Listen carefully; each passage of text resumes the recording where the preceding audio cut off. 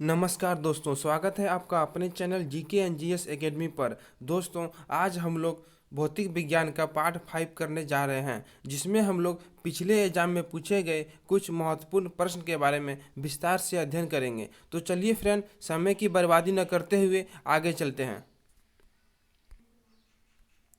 आज का पहला प्रश्न आपके सामने है, तेल का एक बैरल लगभग किसके बराबर है। अब देखिए, हमको बताना है कि जो एक बैरल होता है वह कितने लीटर के बराबर होता है। ठीक है, तो दोस्तों इसका सही आंसर हो जाएगा ऑप्शन नंबर बी, यानी 159 लीटर।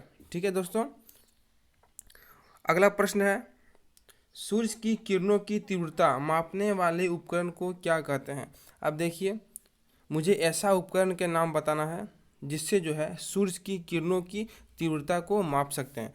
तो दोस्तों इसका सही आंसर हो जाएगा ऑप्शन नंबर सी, यानी एक्टियोमीटर। ठीक है, अब देखिए इसके बाद जो है इस ऑप्शन जो है क्रेस्कोग्राफ, यानी जो ऑप्शन नंबर बी है, यह जो है इसके का जो है पौधे की वृद्धि को मापा जाता है। ठीक है, इसके द्वारा क्या होता है, पौधे की वृद्धि को मापा जाता है। उसके बाद ऑप्शन नंबर डी जो है बैरोमीटर, बैरोमीटर से जो है वायुमंडलीय दाब को मापा जाता है। ठीक है, और मैं आपकी जानकारी को और बता दूं कि वायुमंडलीय दाब जो है वह 1 बार के बराबर होता है। ठीक है, 1 बार के बराबर होता है, और 1 बार बराबर जो है 10⁵ पास्कल होता है। ठीक है, 10⁵ पास्कल होता है, और जो पास्कल होता है वह न्यूटन पर मीटर स्क्वायर के भी बराबर होता है। यानी पास्कल को जो है हम लोग न्यूटन पर मीटर स्क्वायर भी लिख सकते हैं। ठीक है, तो यानी 1 बार बराबर जो है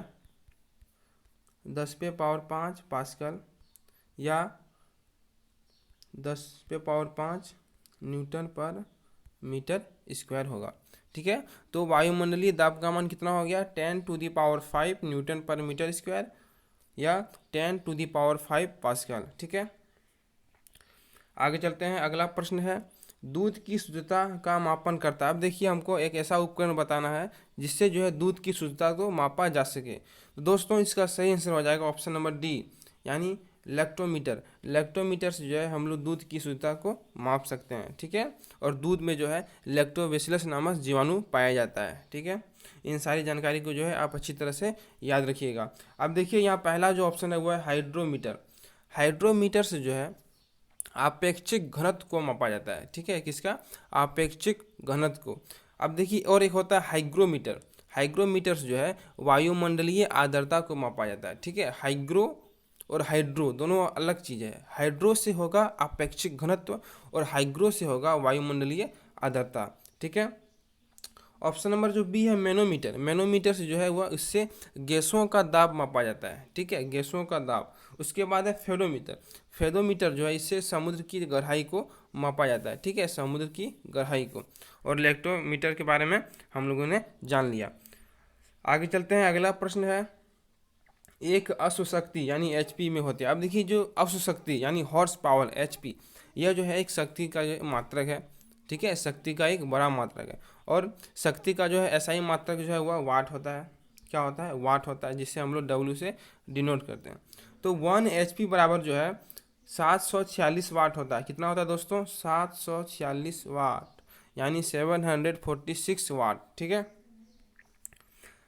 और शक्ति जो है कार्य करने की दर को शक्ति कहते हैं। ठीक है, अगला प्रश्न है, निम्न में से किसका उपयोग ऊंचाई नापने के लिए होता है। देखिए दोस्तों, हमको बताना है कि किसका उपयोग जो है हम लोग ऊंचाई नापने के लिए करते हैं। तो दोस्तों इसका सही आंसर हो जाएगा अल्टीमीटर, यानी ऑप्शन नंबर क्या होगा दोस्तों, सी हो जाएगा। ठीक है, ऑप्शन नंबर सी क्या होगा, सही होगा। अब देखिए, पहला जो ऑप्शन है बैरोमीटर, इसके बारे में हम लोगों ने जान लिया कि बैरोमीटर से जो है वायुमंडलीय दाब को मापा जाता है, जिसका मात्रक बार होता है, और 1 बार बराबर 10⁵ पास्कल होता है। ठीक है, उसके बाद मैनोमीटर, इससे जो है गैसों का दाब मापा जाता है। अल्टीमीटर के बारे में जान लिया। हाइड्रोमीटर, हाइड्रोमीटर से आपेक्षिक घनत्व, और हाइग्रो से वायुमंडलीय आर्द्रता। ठीक है, अगला प्रश्न देख रहे हैं, रासायनिक ऊर्जा को विद्युत ऊर्जा में परिवर्तित करता है। देखिए, हमको एक ऐसा उपकरण बताना है जो रासायनिक ऊर्जा को यानी केमिकल एनर्जी को कन्वर्ट करता है इलेक्ट्रिकल एनर्जी में। ठीक है, तो दोस्तों इसका सही आंसर हो जाएगा बैटरी, यानी ऑप्शन नंबर क्या होगा, डी हो जाएगा। ठीक है, बैटरी क्या करता है, रासायनिक ऊर्जा को विद्युत ऊर्जा में बदल देता है। अब देखिए, यहाँ जो है पहला ऑप्शन है डायनमो। डायनमो जो है या यांत्रिक ऊर्जा को जो है विद्युत ऊर्जा में बदलता है, यांत्रिक ऊर्जा को विद्युत ऊर्जा में, ठीक है, यानी मैकेनिकल एनर्जी को कन्वर्ट करता है इलेक्ट्रिकल एनर्जी में। अब देखिए उसके बाद ऑप्शन नंबर बी में जो हीटर, हीटर है जो वो क्या करता है, विद्युत ऊर्जा को उष्मीय ऊर्जा में बदलता है, ठीक है। उसके बाद है मोटर। दोस्तों मोटर जो है वह डायनामो का उल्टा काम करता है, ठीक है, मोटर जो है डायनामो का उल्टा काम करता है। यह जो है विद्युत ऊर्जा को यांत्रिक ऊर्जा में बदलता है, यानी यह कन्वर्ट करता है इलेक्ट्रिकल एनर्जी को मैकेनिकल एनर्जी में, ठीक है दोस्तों। उसके बाद ऑप्शन है बैटरी। बैटरी के बारे में हम लोग जान लिया कि यह क्या करता है, रासायनिक ऊर्जा को कन्वर्ट करता है विद्युत ऊर्जा में, ठीक है। तो यहाँ तक उम्मीद है कि आप लोगों ने अच्छी तरह से समझ लिया होगा। अब आगे चलते हैं। अगला प्रश्न है साइक्लोट्रॉन किसको त्वरित करने के लिए प्रयोग किया जाता है। देखिए दोस्तों इसका सही आंसर हो जाएगा परमाणु। क्या होगा, परमाणु को जो है साइक्लोट्रॉन त्वरित करने के लिए किया जाता है, ठीक है, परमाणु को। उसके बाद देखिए पहला जो ऑप्शन यहाँ है न्यूट्रॉन। न्यूट्रॉन का जो आविष्कार है, इसका आविष्कार जेम्स चैडविक ने किया था, ठीक है।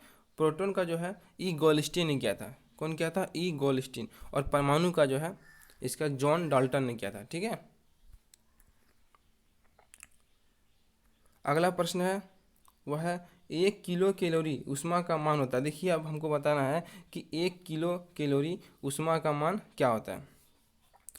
तो सबसे पहले जो है हम जान लेते हैं कैलोरी क्या होता है। दोस्तों कैलोरी जो है यह ऊष्मा का ही मात्रक है, ठीक है। और ऊष्मा का जो है एसआई मात्रक जो जूल होता है। क्या होता है, जूल, जिससे हम लोग जे से डिनोट करते हैं, ठीक है। और सबसे पहले जानते हैं कि 1 जूल इक्वल टू क्या होता है। दोस्तों 1 जूल इक्वल टू जो है 1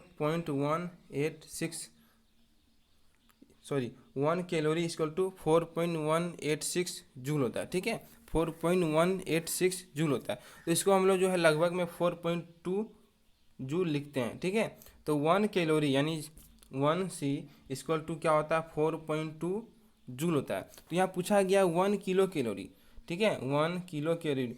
तो दोस्तों जब किलो लग जाएगा तो इसको जो है हम लोग 1000 यानी 1000 से क्या करेंगे, गुना कर देंगे, ठीक है। तो यानी क्या हो जाएगा दोस्तों सही आंसर इसका सही आंसर हो जाएगा option number C, 4.2 into 10⁻³ joule, ठीक है। अगला प्रश्न, किस तत्व के सर्वाधिक समस्थानिक होते हैं। अब देखिए हमको ऐसा तत्व बताना है जिसके सबसे अधिक जो है समस्थानिक है। पहले समझते हैं समस्थानिक क्या होता है। दोस्तों समस्थानिक में जो है उसमें परमाणु संख्या बराबर होता है और द्रव्यमान संख्या अलग अलग होता है, ठीक है। और इसका उल्टा होता है समभारिक। समभारिक यानी आइसोबार। इसमें क्या होता है दोस्तों, इसमें द्रव्यमान संख्या सेम होता है लेकिन परमाणु संख्या अलग अलग होता है, ठीक है। तो हमको बताना है यहाँ कि जिसका सबसे अधिक समस्थानिक है यानी आइसोटोप, ठीक है। तो दोस्तों सही आंसर इसका हो जाएगा पोलोनियम, यानी ऑप्शन नंबर क्या होगा, डी हो जाएगा, ठीक है, पोलोनियम। और पोलोनियम का जो आविष्कार जो 1898 ईस्वी में हुआ था, ठीक है। कौन किया था, मैडम क्यूरी और पी क्यूरी दोनों जो है मिलके किया था। और ये दोनों जो है पति पत्नी है, ठीक है।